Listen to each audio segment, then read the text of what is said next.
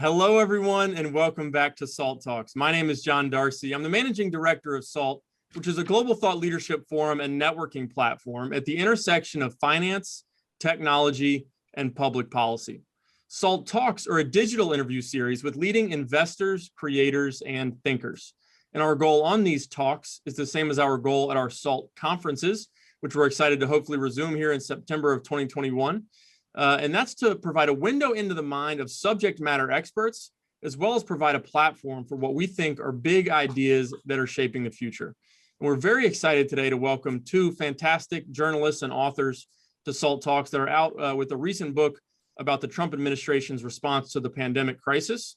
Yasmeen Abutaleb is a national reporter at the Washington Post, covering health policy with a focus on the Department of Health and Human Services, health policy on Capitol Hill, and healthcare in politics. Interesting beat to be on over the last 18 months, to say the least. Damian Paletta is the White House economic policy reporter for the Washington Post. Before joining the Post, he covered the White House for the Wall Street Journal. The new book that these two co-authored is called Nightmare Scenario: Inside the Trump Administration's Response to the Pandemic That Changed History. And I think as this entire wave of Trump books has come out, I think a lot of them, there's a little bit of staleness to a lot of the content. You know, we know that the administration was chaotic and incompetent and politicized in many ways, but I think this book very unique in the way it tackles the politics of the pandemic and why it ended up being such a disaster that it was for the country.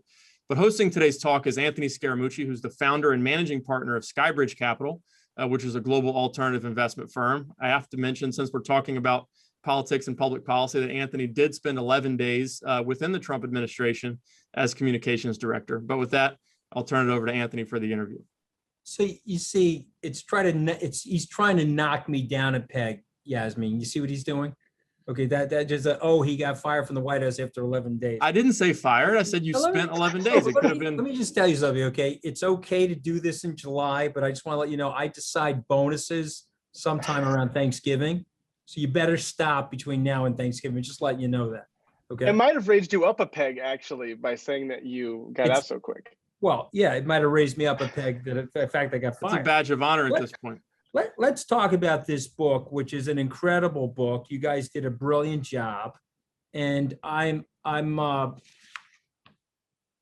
started out by saying that a lot of it is hard to believe. Okay, so let's start with you, Yasmeen. You wrote the book, Damian. You guys wrote the book, but when you're reading parts of it in terms of policies and decision making, it's like, oh God, how could that have been made like that? Tell us one of the more outrageous things that happened that you're like, okay, I can't believe I'm writing this, but it is factual, and so therefore I'm writing. I think one of the most devastating incidents Damian and I came across was this plan that a top health official had proposed to send a mask to every American household. They wanted to send like a packet of 5 masks to every house in the US. And this official, Bob Kadlec, who was the head of emergency preparedness at the Health and Human Services Department, had already worked with a couple of undergarment manufacturers like Jockey and Hanes. And the plan was that they were going to manufacture 650 million masks by sometime in May. And the goal was for the government to send these masks to everyone through the US Postal Service, which is an important detail for later. And that way you just depoliticize this whole thing. Obviously, wearing masks was a pretty new concept to Americans. And they wanted to say, you know, this is recommendations coming from the president, it's coming from the White House. Just do this to protect yourself and protect your neighbor. And that plan got shot down in the task force for a couple of reasons. One was the vice president's chief of staff, Mark Short, did not like that he felt that Kadlec was freelancing, that he had sort of done this without going through the normal processes at the Office of Management and Budget. And part of the reason for that was because I think Kadlec knew it would probably get killed if he went through the process that way. And also that they didn't want to be alarmist. This was in late March by sending masks to everyone. And even though the health officials had coalesced around recommending that all Americans wear masks, some of the political officials still were not on board with this and were afraid of how Trump's base might react. And so this was pulled off the agenda. Mark Short made sure it never got back on. And another part of the reason it got killed was because there was concern that the president was not going to go for a plan that relied on the US Postal Service, because at the time he was waging a war against the Postal Service. They were worried about mail-in ballots ahead of the election. And so Damian and I thought this was such a great example of the completely disastrous policymaking process throughout the response. It's not going through normal channels. It's yanked off the agenda and not even discussed for political reasons. There's this president's weird aversion to the Postal Service. And so this whole plan gets nixed. And it's one of those moments where you just wonder how different things would have gone if in March and April and May, the government was just sending people masks and it was not turned into this political cudgel. So Damian, you and I have talked before. Let me hold up the book here. I've got it here on my phone because I left it, unfortunately, on my nightstand last night. It's a brilliant book. It goes into in-depth detail on what happened and how many avoidable things there were. But to me, Damian, one of the most alarming things in the book, and correct me if I'm wrong, it feels like the administration was waging an all-out war against the medical and scientific community in the United States. That's the thing I got out of the book. And so why, Damian? Well, I mean, I have that right, first of all, and then secondarily, why? If I do. Yes, absolutely. And it's I think one of the worst legacies. Obviously, the deaths of 600,000 people is a terrible, terrible legacy of this. But one of the worst legacies is what we're living through now, which is that the president, by attacking the scientists and the medical professionals, has seeded all this distrust to this day in vaccines and science. So not only is he's out of office, he's gone, right? He lost his Twitter account, but there's still millions and millions of people who believe this mindset that he kind of implanted in them, which is, I'm right, the scientists are wrong, believe me, don't believe them. And that, I think it really got started in the early days of this when, to his credit, Azar and obviously Fauci and Birx and others were warning that this could be really bad. And the president was so used to deflecting every crisis that came his way, whether it was the impeachment or, all these scandals with women and stuff, everything just sort of kind of fell off his back. He was like Teflon, and he said, this will be gone in 15 days. There's just a few cases. When it gets warmer, it's going to go away again. He was, creating this counter narrative to all the science. And that got harder, obviously, as the virus really sank its teeth into the country. And so instead of kind of reversing course or acknowledging, hey, the scientists were right, I was wrong, he just kind of doubled and tripled down. He brought in Scott Atlas and other people who would kind of reaffirm his beliefs that this was just like the flu. And there came a point when it was just too late to change course. Obviously one of the biggest moments of this, the best example, sadly, was when he got sick and nearly died. He did not wear a mask. He packed the White House with people. He was a month from the election and his poll numbers were bad. So he was doing whatever he could just to kind of send this image that he was indestructible and the country was indestructible. And obviously the virus got him and it got him bad. And over that weekend, Yasmeen and I report in the book that the doctors, the Redfield and others met and talked and said, well, let's pray that this is the moment, the kind of epiphany that he's needed, to see how dangerous this is. And they thought, there's no way this guy could be on the brink of death and emerge with the same kind of cavalier attitude about it. And sure enough, the whole world watched as he walked up those steps and took off the mask and said, don't be afraid. Redfield's heart sank, and a lot of other people thought, well, there's no way he's gonna reverse course now. He's just gonna drive us off the ledge, and that's what ended up happening. So Yasmeen, explain this to me, because it's you write about it eloquently in the book. You guys do Operation Warp Speed, very successful. It was actually a great idea to funnel money out to the different pharmaceutical companies to backstop their risk taking to expedite the virus, the vaccine for the virus. And yet the Trumpers, they don't want to take so he should get credit for Operation Warp Speed, but at the same time, we're not going to take the vaccine that he should get credit for. So can you square the circle for me? I wish I could. So I think there's a couple different pieces to that. Yes, he deserves credit for Operation Warp Speed, as does his administration. And it's kind of funny in this ironic way, because the vaccine was probably the hardest thing to do, and to get it done in record time And it's the one thing they did successfully. So it's kind of heartbreaking in a way, because you wonder if they had brought the same level of focus and energy and resources to other parts of the response, how things might have gone differently. But yes, they decided to make this massive investment to take out the financial risk for these companies so that they could just throw everything they had into the R&D of the vaccine. They helped them get access to manufacturing facilities so that they could manufacture doses of vaccine before they knew if they worked, to basically to get rid of lags in the whole process. But the president, while he does deserve credit for the administration taking this on, undercut confidence in the vaccine at every step of the way, because it became clear by the summer of 2020, and especially into the fall as we got closer to the election, that he was berating the FDA to move faster on the vaccine. He made it clear in completely explicit terms that he wanted it before the election. And you could see in public polls how much trust was falling in this whole process. You're already asking people to really trust that the FDA knows what it's doing, because the fastest vaccine before this one had been developed in 4 years. Now we're looking at one developed in under a year. So people need to feel assured that the FDA is not cutting corners, that it's doing a full safety and effectiveness evaluation. And if they feel like it's being done for political purposes, that's just going to undercut trust more and more. But unlike, the vice president, Dr. Fauci, a number of his administration officials, the president did not get vaccinated on TV. He did not sort of give a public display of confidence in the vaccine in that way. We found out why.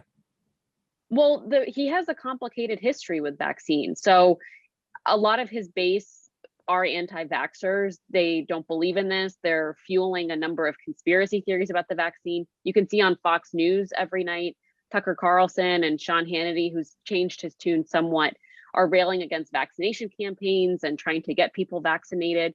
So there's this dual thing of him wanting the vaccine before the election because he thinks it will give people confidence the virus will go away, but also not wanting to alienate that portion of his base. And he also has his own complicated view on vaccines. He's kind of flirted with anti-vaccine views in the past. Yeah, anything conspiratorial he throws out there, it's like a Duraframe log. Anything that he can throw out there that sows the seeds of distrust, he'll throw out there. I'm sorry, but go ahead. Well, I mean, to your point, when you were asking the question, there's this dual thing of wanting credit for the vaccines, but also not doing anything to help more people get vaccinated. What a lot of, I think, doctors, including Dr. Fauci, learned last year was that Trump supporters really hang on his every word. So you just have to wonder how many more people would get vaccinated among the holdouts right now if the president had, A, gotten vaccinated on TV, and B, was out there right now saying, this was such a big accomplishment of my administration. You should go out and get the vaccine. It's safe and effective. But of course, we're not seeing that happen. I would just add to that, Anthony. I mean, there's actually no evidence that he has been vaccinated. Okay. He said it on Fox News on a radio interview. There's no photograph, as Yasmeen said. There's no doctor who said anything. I think this kind of allows his supporters to question. You never met a bigger baby than this guy. Trust me, he's been vaccinated, okay? He's a big, big baby. I guarantee that he's been vaccinated with or without his diaper, I'm not sure. But let's go to a question that's important to me. This is the Rand Paul, Anthony Fauci squaring off on each other. So go ahead. Obviously I'm biased, so you have to forgive me. I know Anthony Fauci a long time. I have an enormous amount of respect for him. And I think that Rand Paul wears a tinfoil hat to work. But go ahead. You tell me what's going on there. Well, I would just, the opening scene of the book is from August 2020, when Fauci takes a letter that he received at his house and opens it in his office with his letter opener, and all this white powder kind of explodes all over his face. And, he screams for security. They have to strip him down essentially naked and decontaminate him. They thought it could be ricin or anthrax. I mean, there were a lot of people who wanted to hurt this guy. And in part, it was because of people like Rand Paul and President Trump, who were just, demonizing him and alleging that he was destroying the country. I think the threats against Fauci have only gotten worse since the inauguration of Biden. A lot of people, including Rand Paul, have essentially suggested that it was all Fauci's fault that Biden won, that Trump lost. You know, Rand Paul, I think, was one of the first members of Congress to get coronavirus. He still refused to wear a mask. I mean, he you know, is kind of an outlier in terms of Congress and, you know, his thinking on the Fed and the economy. But there are many millions of people who agree with his, you know, conspiracy theory that Fauci created the virus with, like, in cahoots with the Chinese and this kind of stuff. I mean, it's completely out of this world crazy, but he continues to feed it. And I think Fauci, you know, Fauci does go toe to toe with him. I mean, it's a lot of people on Capitol Hill will be careful when they testify, will be careful not to be, you know, too adversarial, but Fauci, you can see how pissed he is that this guy has the nerve, this doctor, no less, has the nerve to question him. And Yasmeen, we've talked about it a lot. I mean, it's not going to go away, and Fauci is not going to back down. I mean, this guy's 80 years old, and he's visibly pissed. But I mean, so And I think, well, let's talk for our viewers' benefit. Yasmeen, what are the allegations that Senator Paul is making, and then what is the refutation of those allegations? so a lot of this and Senator Paul started this last spring, and it's just a theme in all these hearings whenever Fauci appears before the Senate Health Committee, that the virus may have accidentally escaped or was engineered in a lab in Wuhan, that the NIH had indirectly had provided some funding to. So the short version of it is there is no evidence that the virus was deliberately engineered and unleashed on the world. That's been pretty clearly shot down. There are still questions about whether it may have accidentally leaked out of the lab and started an outbreak that way. And the way it accidentally leaks is it maybe infects a lab worker and the outbreak goes from there. And what happened was the NIH had provided this grant to a New York group called EcoHealth Alliance back in 2014. And part of that grant went to the Wuhan lab because they are one of the top labs in the world, one of 2 or 3 on coronaviruses, because so many of them originate in China. So there are all these allegations that the NIH funded the Wuhan lab. And of course, there are some right-wing conspiracy theorists who have taken that several steps further, said Dr. Fauci worked with the Wuhan lab to create the virus and unleash it, which of course is nonsense. The root of this is that a sub-grant from the NIH went to the Wuhan lab, and it's like a $600,000 grant. And that grant was actually suspended last year when these questions started circulating about the origins of the virus, which we still don't know.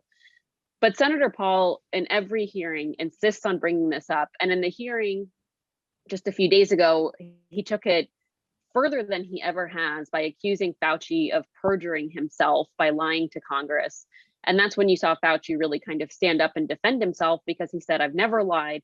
He said, if anyone was lying, it was Senator Paul, because Senator Paul was trying to imply, or not even imply, just state that Fauci had lied to Congress by saying that the NIH had not funded what's called gain of function research at the Wuhan lab, which there's no way to know whether the lab was conducting it or not, but the NIH grant was not approved for those purposes. So I know John has a ton of questions for you guys, but I have one more question that's bothering me a lot, and I want to get both of your reactions to. I have family members that won't get vaccinated. I have school teacher friends of mine that will not get vaccinated. I came in this morning to a litany of email death threats because I was on CNBC last Friday telling people they have to get vaccinated if they want to come to our conference or if they want to work here at Skybridge. And so now I'm a fascist for wanting people to get vaccinated. But when we were fighting the Nazis in World War II, we had a draft mandate and everybody had to go to the draft. All we're asking people to do now is to take a jab to protect their fellow men and women. So what am I getting wrong? Are these vaccines, this is a question for both you, 2-part question. Are these vaccines safe? Yes or no, and why? And then secondarily, what can we do if they are safe? And I believe that they are. What can we do to change the hearts and minds of these people? So let's start with you, Damian. Are these vaccines safe? Yes or no?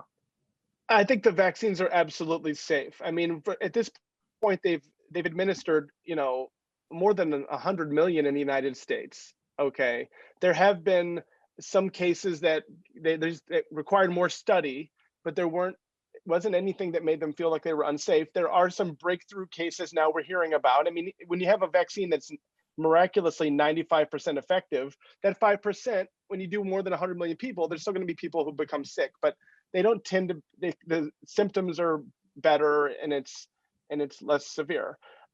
So yes, the vaccine is safe. Is there a And microchip in the vaccine where No. the government's monitoring you? No, but Is I mean, it genetically altering your DNA so you're gonna, no, turn into it's not. something that's not human? It is not. It is a vaccine, the kind of vaccine that you've been given since you were 6 months old. You've been getting vaccines, okay? It's the top scientists in the world.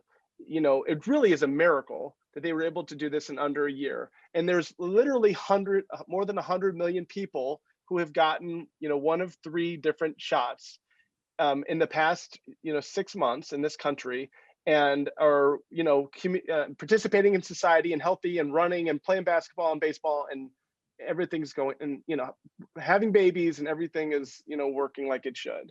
Now, it seems like a ridiculous thing when you mention microchips, okay?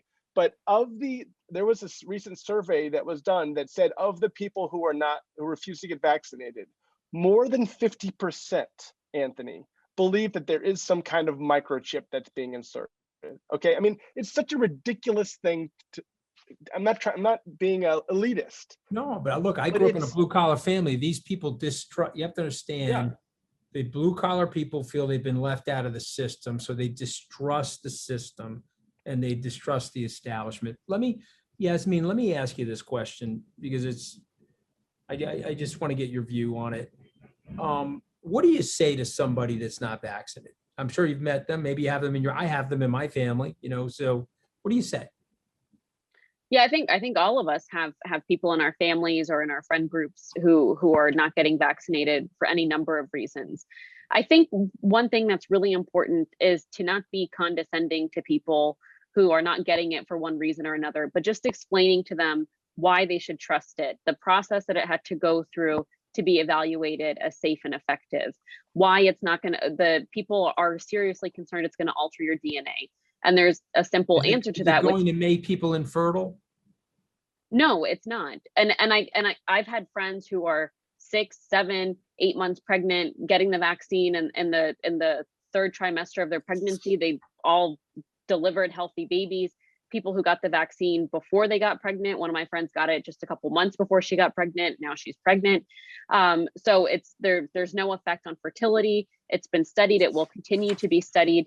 And I think, like Damian said, we've now seen it administered in hundreds of millions of people. I think one thing that's important to understand about vaccines is for every vaccine on the market, there are adverse events. We just normally don't pay as close attention to other vaccines because they don't have the same kind of historic nature of this one. This one's kind of unique in that we're all getting it no matter age group at the same time, as opposed to childhood vaccines or late adulthood ones or whatever they might be. So I think it's important to understand what a particular person's concerns are. If it's that their DNA is going to be altered, I think people are mixing up DNA and mRNA, which is what the Pfizer and Moderna vaccines are. So you can just simply tell them it's actually an mRNA vaccine. It has nothing to do with your DNA. There is no concern that your DNA is going to be altered. On the microchip piece of it, I know that that's a serious concern that people have. I think you have to explain why that's just not a possibility. You can't put a microchip in a vaccine vial, and that would never be approved by the FDA. You can't secretly do that kind of thing. So I think a lot of this is just a lack of trust in the process, a lack of trust in the FDA and our public institutions for the reasons that you stated, that people feel like they've been left behind. So I think it's important to meet people where they are and address their concerns head on, not just keep yelling at them that it's safe and effective, safe and effective. I take your point, because it is a control thing for some people. You don't want to sound condescending. Mm-hmm. You need to get them to make an informed choice. I'm going to turn it over to John Darcy, who's got a series of questions, and he gets a lot of attention because he gets fan mail. I get hate mail. People are threatening to kill me because I'm a pro-vaxxer. But John gets fan mail about these SALT talks, and he always reminds me of the fan mail that he's getting. So just do me a favor. When he asks a good question, don't say, "Oh, that's a really good question," because it will upset me, okay? Go ahead, Darcy. Go ahead. I like to say that I indirectly get death threats directed at you into just our generic inboxes at Skybridge and Salt. Yeah, we get a lot of IR death threats too. Yeah. Look, right. I want people to get vaccinated. I think they, that's all. They get upset with me, Go ahead, John. Yeah. So one thing you guys tackled in the book that I think is fascinating and sort of symptomatic, if you will, of the way the Trump administration operated is that who was really in charge of the pandemic response within the White House? Was it something that Trump was command and control and he was, day to day in there, obviously monitoring, logistics around the vaccine development and response to the pandemic? Was it Jared Kushner? Was it Mike Pence, who was initially put in charge of the task force? Who was the one that was really leading the charge and ultimately, had some accountability about the response? And I'll start with you on that one, Damian. I would say that no one was in charge. I mean, at any given point, the president was in charge briefly. Jared Kushner was in charge of getting masks and gowns briefly. Mike Pence was supposed to be in charge of the task force, but he was constantly being undermined, and he was kind of trying to, deal with all these conflicting forces, whether they were political or health. Deborah Birx was in charge of certain things, but then she was dramatically undermined. And then Anthony Fauci, I think had a big role in messaging and did a lot behind the scenes with the vaccine and other things, but the White House did everything they could to keep him from being too powerful. Then you had Mark Meadows, who would come in when he could to kind of, cut the legs out from under certain people when he thought they were getting too powerful. Alex Azar started out with a lot of power initially, but the White House kind of, reined him in. So I think one of the biggest problems with this whole response was that there was no one in charge. And unfortunately, that had kind of been an element of the Trump White House for the previous 3 years that worked for the president. He didn't let anyone get too powerful. There was a rotating cast of chiefs of staff. By not allowing anyone to become, too important and play too much of a leadership role, it allowed him to kind of keep everyone on their toes, made people more sycophantic because they were always worried about how they would look in his eyes. And so in a case like this, when there was a public health crisis, when he needed truth and information delivered quickly, it was a huge part of the problem in the response. Yasmeen, you have anything to add to that? I think Damian hit on it. I mean, and we say this in the book. In many ways, it was designed so that no one was ever truly in charge, because the president wanted to be able to upend things or decide to do things differently at any point in time. And so I think this was probably the most damaging element of the response, is that without leadership, people don't know who they're supposed to listen to. Everyone can try to undercut each other and go behind each other's backs. And when you're fighting a virus this difficult and this lethal, you all have to kind of put aside your differences and unite to fight the virus. That is not what they were doing at all. And it's because at any point in time, people could come in and try to outwit each other or try to one up each other and take over the response. And you saw that happen multiple times a month. I mean, like Damian said, you had Azar, and then you had Pence, and then you had Kushner for a little bit, and then Kushner left, and then Birx never really had the autonomy she wanted. So it's just, in the end, it was just kind of this team of vipers all vying to see who would come out on top. Right. And it's almost as if at this point in the administration's life cycle that everybody had been hollowed out from the administration who had the gumption to challenge the president and to tell him hard truths. And it's almost like, we worried for 4 years about a bona fide crisis bubbling up that the Trump administration, with all of its issues, would have to deal with. We got one in the last year of his presidency at a time when he was surrounded all, sort of by yes men that just, wanted to save their own skin rather than serve the public good. Is that an accurate assessment, Damian? Absolutely. And I think, Kelly's gone, Tillerson's gone, Mattis is gone. A lot of the people who were, kind of tough enough to stand up to him, obviously, Nielsen was gone. The people who weren't necessarily going to do whatever he said had been pushed out. And so, I was actually just thinking, Anthony mentioned, we talked a lot about vaccines as we should, continue to talk for months. But one of, if you remember that moment in March when they finally agreed as a task force that they should advocate for people to wear masks. And then the president goes up to make the announcement and says, well, I'm not going to wear one. It's voluntary. So then your country's like, well, who do we believe? Do we believe Fauci, who a lot of the country believed at the time? Or do we believe when the president says he's not going to wear one and we love him, maybe we shouldn't wear one either. And it was that kind of stuff, of the lack of a single person kind of delivering a specific message that has plagued the process to this day. Right. And the point you were making earlier, Damian, about there being no concrete evidence or testimony from a doctor about Trump getting the vaccine, I thought was very interesting and one that I've never thought about before. And he sort of takes that approach with a lot of different issues, whether it be things like immigration and racism. Like he winks at certain things without fully endorsing them to sort of allow him to play both sides of the coin. So in this case, I guess you were saying that, there's no hard evidence of him getting vaccinated, but he says he got vaccinated. So if he gets challenged on it, he can say, well, I got vaccinated. Why are you blaming me? But at the same time, the vaccine hesitant and the conspiratorial side of his base can still say, oh, he didn't actually mean it. He's just trying to appease sort of the woke movement by saying that he got vaccinated. Is that sort of what you were hinting at? Exactly. And I mean, I think, as you guys know, I mean, with the challenge in writing this book, Yasmeen and I felt really strongly that there had to be a book about the pandemic response. There's a lot of Trump books about different things, and we're, there should be, but there needed to be a specific book about the response. So one of our biggest challenges was, well, what do we know? There was so much misinformation and lying and deception. We really wanted to break down what we knew. And so when we, reconstructed that weekend that he was sick, we really spent a ton of time going to different people to try to find out what exactly happened, who exactly was talking to who, how sick was he really? Because you can't trust the things that were coming out of his mouth or some of his senior aides' mouths. We really thought it was important, almost as a historical document, to really find out exactly what happened. And so when he says, on a Tuesday night at 9:30 on Fox News that he got vaccinated, well, it's up to us to try to find out whether he can back that up. And by not backing that up, whether he was or he wasn't, people can interpret it however they want to interpret it. And, all these months later they have.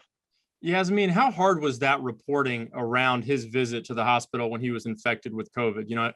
It was the first time that I had seen a detailed, in-depth reporting of those events, that matched up with some things that we had heard from other sources, but nobody in the media had written about all those inner workings of that visit and just how close he might have been to dying from COVID, which, obviously would have thrown the country into chaos. But how hard was that reporting relative to other things that you guys have reported on within the Trump administration? It was really difficult because at the end of the day, it was a national security failure, right? They didn't protect the president. That's a complete dereliction of duty. And they had the tools they needed to protect him, but they just refused, including the president, refused to use them, whether it was masks or regular testing at the White House or using more reliable tests. So, I mean, Damian and I were reporting for the Post at the time, and I remember reporting on that weekend, we could not get clear answers. We really did not know what was going on. We tried for weeks, and then of course it was the election before we knew it. But when we were reporting that weekend and the days following, we kept asking the White House, are you contact tracing, to try to find out where the president got the infection from and where everyone else got the infection from? Which event was the super spreader event? People thought it was the big event they had in the Rose Garden for Amy Coney Barrett's Supreme Court nomination. And the White House was getting so annoyed at those questions because they were like, why are you asking us for the third day in a row for contact tracing? Like, it's over, the investigation's over. And I think that was just such a clear indication of that they really didn't want the answers to these questions. He got out of the hospital, he made it through. And so it was really hard to get answers. And Damian and I couldn't actually get them until pretty close to when we were wrapping up the book, because a lot of the people who actually did know about the president's condition and how sick he was and how the events unfolded that weekend were not ready to talk about it until they knew he had lost the election, he was out of power, and that they were not going to go back in and work in, a Trump administration or the next administration. So it was really only several weeks after the inauguration that we could start getting the people who actually knew to open up, because it turned out a lot of his closest advisors themselves had no idea what was going on that weekend. Right. Yeah, it was certainly a tight circle of people that I think understood the gravity of what was going on. You could piece it together based on certain treatments that he was getting, but there was no, you couldn't responsibly report it in something like the Washington Post without, verifying some of those sources. But Yasmeen, I have another question for you, and it's about the public health community. Obviously, they've done yeoman's work during the pandemic. Dr. Fauci has been sleeping, 4 or 5 hours a night at most as he's helped us work through the pandemic. And he's one of many people that have been instrumental in trying to limit the number of deaths and infections from COVID. But the CDC, the FDA, there's been certain periods of this pandemic that haven't necessarily covered themselves in glory. They've given out either confusing guidance or they've had to backtrack on different recommendations they've given. We're obviously sort of in the heat of battle still right now when it comes to fighting COVID. So I don't think there's going to be a lot of hand wringing right now. But how do you think long term we might sort of reevaluate the way these public health organizations operate in terms of maintaining consistency, accountability, and things like that? I'm so glad you asked that because, well, obviously we spend a lot of time focusing on Trump. One of the strengths Damian and I thought of this book is that we dive pretty deep into the health agencies and to other people who are involved in the response. The president's one of, several characters throughout the book. So I think this pandemic has really, really stress tested the health agencies, especially the CDC and the FDA. And I think you're seeing the effects of that now still, even though Trump's not in office, they have a president who, says he's going to follow the science and that they can go where the science leads them. They're still making a number of unforced errors and mistakes. And I think part of that is the fatigue of dealing with the pandemic for a year and a half. And also that they're not structured to deal with something like this. They're really not. The CDC was supposed to be the leader in the world. They really failed in this response in multiple ways. And a lot of that rests with Trump and political interference, but a lot of it also rests with the agency, just that it's a very slow moving agency. It is not designed to respond to such a fast moving virus like this. They were way too slow with a number of decisions because they kind of rest on academic science and they're not as good at moving in with real-time data and not having the perfect academic data, but saying, okay, this is what we're seeing happening on the ground. So this is what we should do now, like with masks, with the test, with some of their guidances. You see it even now with them kind of wringing their hands over what to do about the mask guidance with the Delta variant. Right. And the FDA had so many forced errors last year in authorizing hydroxychloroquine with no evidence that it worked. And the doctors could already prescribe it if they wanted to. With this whole debacle over convalescent plasma, I mean, the reason they held firm on the vaccine, I think, is because they had so many disasters leading up to it that they were like, we are at risk of destroying this agency's 114-year reputation if we don't hold firm on this. And they had seen the effects of making the wrong decision on these other treatments or rolling it out in the wrong way. So they really didn't cut corners on the vaccine, which obviously was great. But you see them now still struggling with a number of things, and they have so much on their plate. So I think, hopefully people don't forget this pandemic too quickly once we hopefully get through it, and really think about why our public institutions were not set up to respond very well to many parts of this crisis and what they need, whether it's maybe the CDC has too much responsibility, maybe they need more flexibility, maybe the FDA needs to be structured differently. But I think there needs to be a number of sort of after action reports, hopefully some kind of congressional investigation to look at why the US's public health institutions didn't do a better job. Right. I think there's sort of a middle ground between sort of unbridled veneration of a lot of the agencies and the public figures that have led our response to the crisis that haven't always done the right thing, and openly or questioning all institutions. It's I think certainly some critical questions can be asked of certain agencies and people in regard to the response, but I don't think that means we should be questioning science at its heart. But I want to ask a question for both of you sort of in the same vein, and it starts with Yasmeen. How many people, and I know there's been public comment from various public health officials on this, but we have 600,000 plus people have died from COVID-19 in the United States.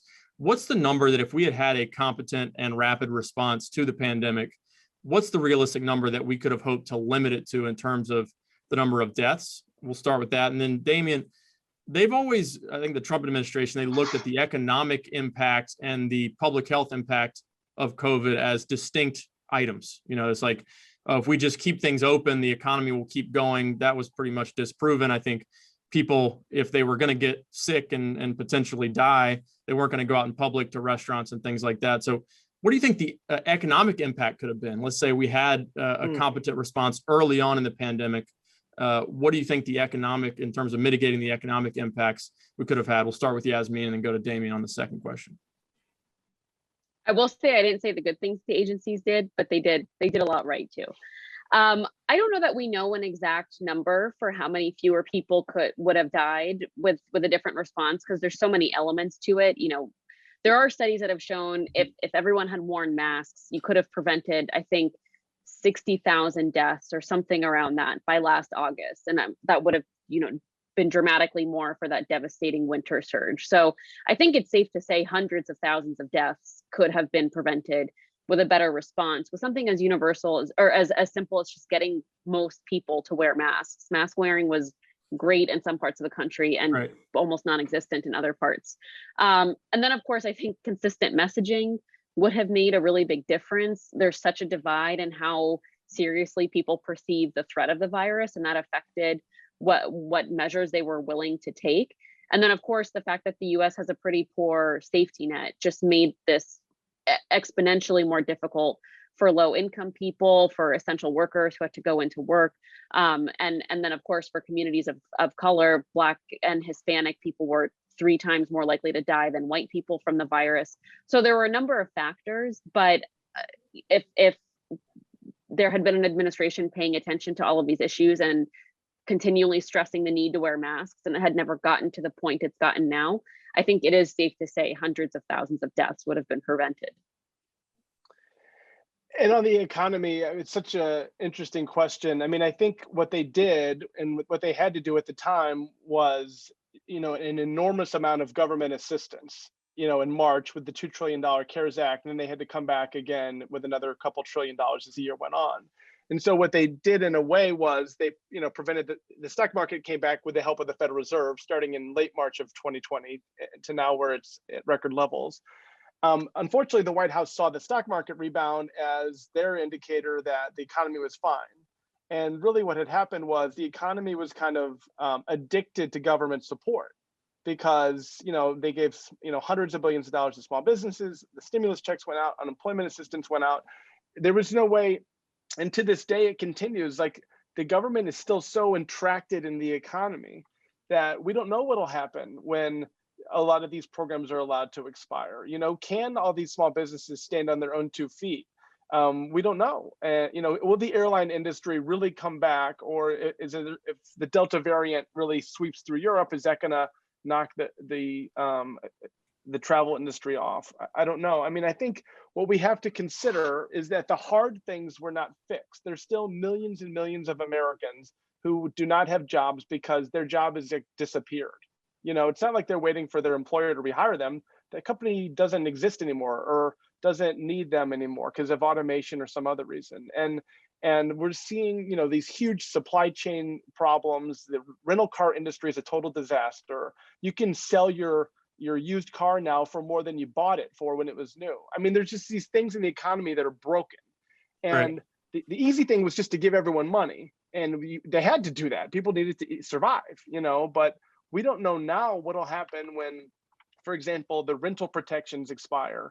Are they really going to kick hundreds of thousands of millions of people out of their apartments? Like, these harder things haven't been done yet. And that's the legacy of the pandemic. And that's going to be really hard for the Biden administration to sort out.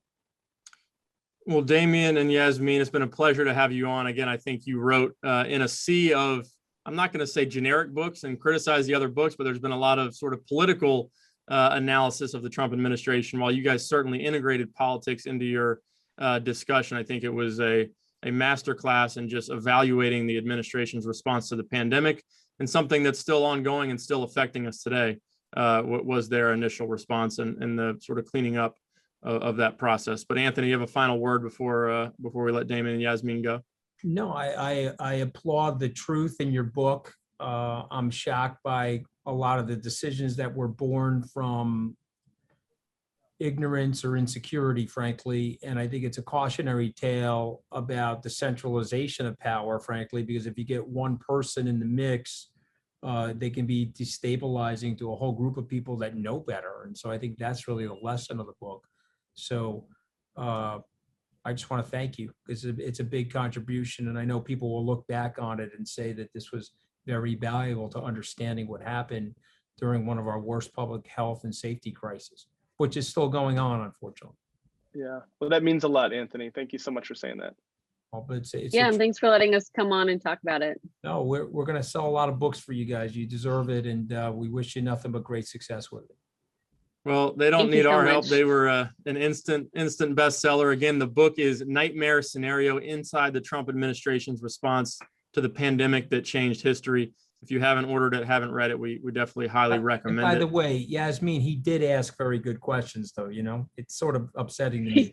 he did. Yeah, You both did. You no, both he did. asked, It's not he a asked very competition. good questions. Okay, you better stop with the firing stuff though. Come November, okay? Because I'm obviously I didn't say firing. I just said I'm you almost a spent, senior citizen now, so I'm going to be forgetting the fact that you were bringing it up in July by the time your bonus gets set. But you should stop it at some point. I'm just letting you know. I just said you spent a very illustrious 11 days. In my opinion, it was the best 11 days of the entire It administration. was 954,000 seconds. That's what I have to tell my therapist. Okay, just everybody relax. All right. Well, thank you guys again. And thank you everybody for tuning in to today's Salt Talk with Damian and Yasmeen talking about their book. Just a reminder, if you missed any part of this talk or any of our previous Salt Talks, you can access them on our website on demand at salt.org/talks or on our YouTube channel, which is called SaltTube. We're also on social media. Twitter is where we're most active at Salt Conference and where Anthony gets a lot of his death threats, but we're also on LinkedIn, Instagram, and Facebook as well. On behalf of Anthony and the entire SALT team, this is John Darcy signing off for today. We hope to see you back here again soon.